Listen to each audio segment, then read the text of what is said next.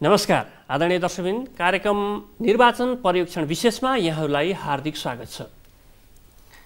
मङ्सिर 4 गते हुने संविधान सभा निर्वाचनका लागि यति बेला मुलुक केन्द्रित छ।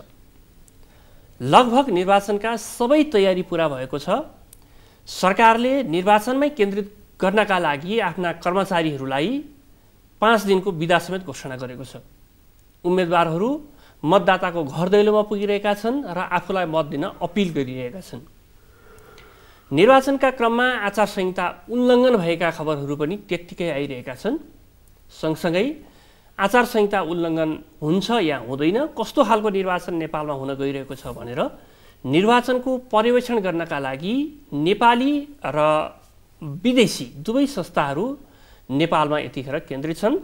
राष्ट्रिय अन्तर्राष्ट्रिय पर्यवेक्षकहरू यति बेला निर्वाचन पर्यवेक्षणका लागि सहरदेखि दुर्गम क्षेत्रसम्म पुगेका छन्।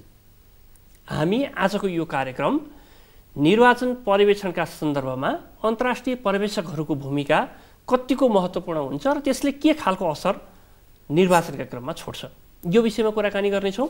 र यसका लागि आज हामीसँग हुनुहुन्छ विधायक दास, उहाँ एनफेलसँग सम्बन्धित हुनुहुन्छ, उहाँलाई म हार्दिक स्वागत गर्न चाहन्छु।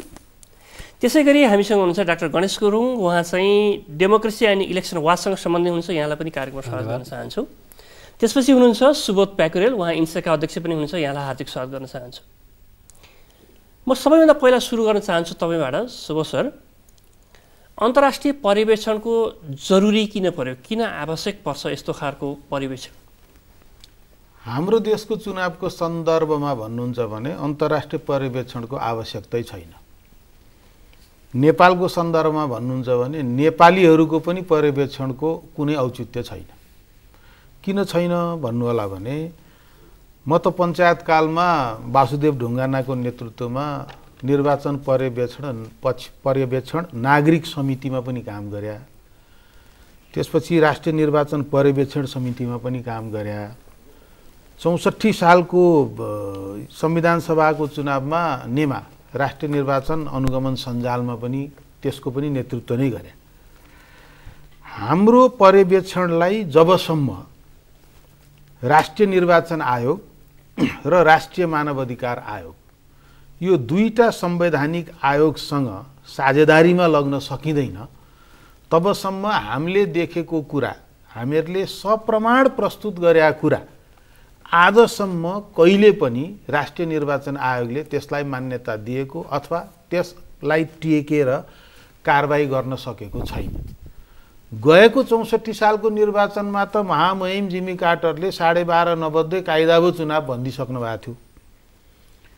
अब त्यो हिसाबले भन्नुहुन्छ भने हाम्रो देशको निर्वाचन पर्यवेक्षण भनेको निर्वाचन पर्यटन चाहिँ भएको छ। किनभने हामी मजाले घुम्न सक्छौँ, हामीलाई कसैले रोक्दैन, जनता मात्रै सडकमा घसिन्छ। त्यसो भने पर्यवेक्षणका नाममा हामीले अहिले जे गरिरहेका छौँ र पर्यवेक्षण गर्ने संस्थाहरूले जे जस्ता प्रतिवेदनहरू दिइरहेका छन्, निकालिरहेका छन्, त्यसको प्रभाव असर नेपालको निर्वाचन प्रणालीभित्र, पद्धतिभित्र चाहिँ त्यसले केही असर छोड्न सकेको छैन? केही असर छोड्न सकेका छैन। जम्माजम्मी नेमाबाट हामीहरूले 2टा रिपोर्ट निकालेका थियौँ निर्वाचन पछिको। पहिलेको त अब 60वटा निर्वाचन केन्द्रमा भएको मनपरीको अडियो भिडियो सहित पेश गऱ्यौँ, त्यसको पनि कुनै मान्यता भएन। अरू धेरै पेश गऱ्यौँ, त्यसको पनि मान्यता भएन। संयोग मिल्या पनि होला, हामीहरूले चाहिँ नि जबसम्म मतदाताको परिचय पत्र त्यो पनि बायोमेट्रिक हुँदैन तबसम्म निर्वाचन स्वच्छ हुन सक्दैन भनेर हामीहरूले पेश गरेका थियौँ। र हामीले चाहिँ नि निर्वाचनको मतदाता नामावलीकै बेलामा वास्तविक नागरिकहरू मात्रै परुन्, वास्तविक मतदाता मात्रै परुन् भनेर माग गरेका थियौँ। 28-29वटा हाम्रो रिकमेन्डेसन थियो।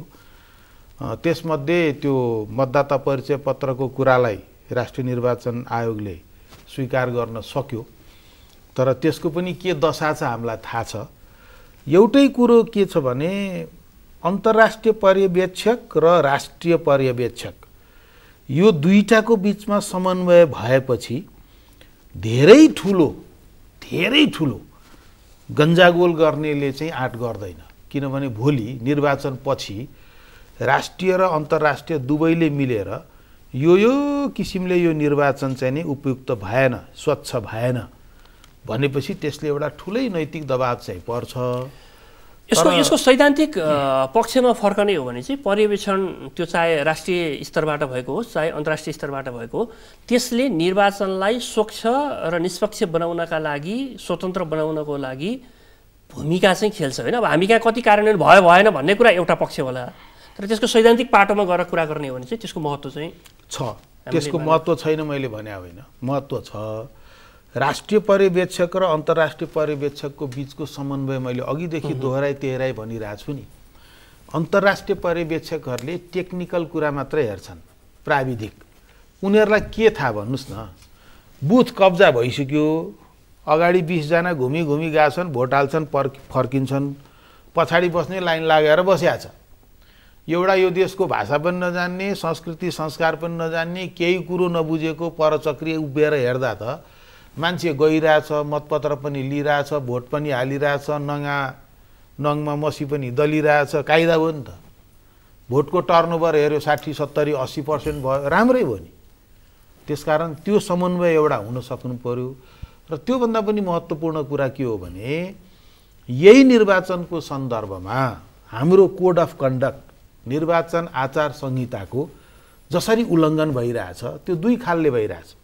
एउटा त बलजफ्ती गरेर भइरहेछ भने अर्को राष्ट्रिय निर्वाचन आयोगको निष्क्रियताको कारणले पनि भइरहेछ। जस्तो एउटा निर्वाचन क्षेत्रलाई 10 लाख रुपियाँ खर्च गर्न दिने, 90 लाख तिरेर हेलिकप्टरमा पनि उड्न दिने हैन, स्वीकृति लिएपछि जतिसुकै उडे पनि हुने, यस्तो यस्तो खालको सम्झौता जुन निर्वाचन आयोगले गरिरहेछ नि। त यस्तो खालको काममा चाहिँ निर्वाचनको पर्यवेक्षण गर्ने संस्थाहरूको भूमिका हुन्छ कि हुँदैन? गजबले हुन्छ, गजबले हुन्छ। त्यसैले कुरो के हो भने निर्वाचनको स्वच्छताको लागि केही विषयहरू अन्तर्सम्बन्धित छन्। पहिलो कुरो मतदाताको सचेतना। त्यसैले हामीले चाहिँ के गर्यौं भने यसपटक स्वच्छ निर्वाचनको लागि नागरिक अभियान भनेर चलायौं। तपाईको उम्मेदवार स्वच्छ हुनुपर्छ, कुन कुन चरित्र भएको उम्मेदवार स्वच्छ हुनुपर्छ त्यो पनि चर्चा गरौँ। ठाउँ ठाउँमा गयौं, ठूला ठूला बहस पनि गरौँ, उम्मेदवारलाई राख्यौं, लाइभ पनि गरौँ हैन। र त्यो हाम्रो प्रयासको प्रभाव पर्यो कि परेन भनेर फेरि हामीले जम्मा 300 वटा निर्वाचन क्षेत्रमा त्यसको पर्यवेक्षण गर्ने पनि कुरो गर्यौं। तर त्यतिले मात्रै पनि पुग्दैन। कुरो के हो भने मतदाता सचेतनाको कुरा खोइ। विधायकजी, जस्तो सुबोधजीले पनि अहिले भन्नुभयो र अन्तर्राष्ट्रिय पर्यवेक्षणको जुन महत्त्व छ त्यसलाई हामीले कम आँक्न सक्दैनौँ। त्यसको राष्ट्रिय र अन्तर्राष्ट्रिय पर्यवेक्षकहरूको बिचमा एउटा समन्वय हो भने त्यसले सृजना गर्ने दबावको बारेमा पनि हामीले कुरा गऱ्यौँ। यो चाहिँ अन्तर्राष्ट्रिय स्तरमा चाहिँ यसको अभ्यास कस्तो छ? एउटा लिमिटेसन छ अन्तर्राष्ट्रिय पर्यवेक्षणको। हामी इङ्ग्लिसमा भन्छ डाइरेक्ट इन्टरभेन्सन गरिदिन सक्दिन, वी क्यानट डाइरेक्टली इन्टरभेन होइन। त त्यहाँ हाम्रो प्रेजेन्स होइन, जस्तो हाम्रो प्रेजेन्स हुन्छ एउटा इन अ कन्ट्री प्रेजेन्स, त्यो प्रेजेन्स बिल्ड्स प्रेसर, त्यस्तो हो नि। प्रेसर हुन्छ हाम्रो त्यहाँपछि हाम्रो we are guided by international declarations principles. एउटा राष्ट्रको कोड अफ कन्डक्ट हुन्छ, यहाँ इलेक्सन कमिसन नेपालमा कोड अफ कन्डक्ट हुन्छ, त्यसको उल्लङ्घन we cannot do it, right, violation गर्न सक्दिन। त all this मिलाएर I think what happens is international observers are just present होइन, to just see that निष्पक्ष चुनाव, शान्तिपूर्ण निष्पक्ष संविधान यहाँ it should be the निर्वाचन हुनुपर्छ, and that is very important होइन। बाकी I think the direct stakeholders are the domestic observers. Domestic observers Subodhji भनेको domestic observers को, but त्यो problem छ, domestic observers are not always trained होइन, they come from different fields of life. There needs to be training because observation is something technical. Observation rocket science त होइन। Observation you just have to observe the election, त्यहाँ violation हुन्छ, different kinds of violation, election का पहिले हुन्छ, election मा हुन्छ, post election मा हुन्छ अनि तीनटा फेज हुन्छ।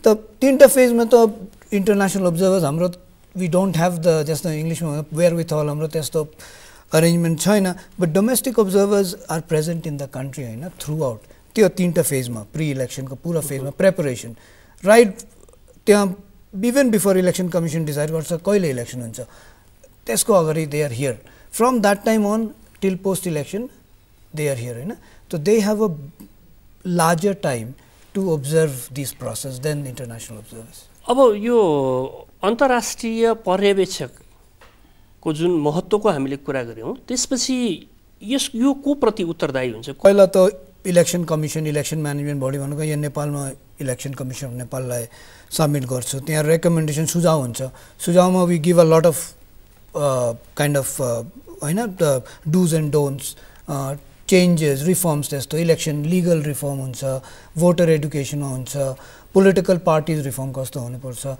All this things we do त्यसपछि after election the over we compile a report हामी सब स्टेक होल्डरलाई रिपोर्ट सबमिट गर्छ but we ourself as election observers in an international होइन सिचुएसनमा we are guided by our own code of conduct होइन त we cannot go beyond that code of conduct also.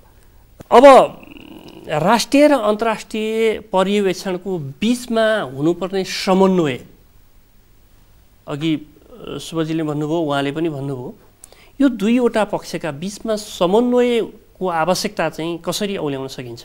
हामी यहाँको स्टेक होल्डर हौँ हामीले यहाँको हावापानी माटो यहाँको चाहिँ नि पहिलाको चाहिँ उहाँले भन्नुभएको जस्तो निर्वाचनभन्दा पहिलाको पनि हामी चाहिँ अब्जर्भेसन गरिराखेका छौँ इलेक्सन डेमा पनि गर्छौँ इलेक्सन पछि पनि पोस्ट इलेक्सनमा पनि हामी चाहिँ नि पर्यवेक्षण गर्छौँ त्यस कारणले कि यसको चाहिँ नि दूरगामी प्रभावसम्म पनि हामी हेर्न सक्छौँ त्यसरी हामी एउटा चाहिँ मतलब भने अन्तर्राष्ट्रिय पर्यवेक्षकसँग पनि हामी समन्वय गरिराखेका छौँ.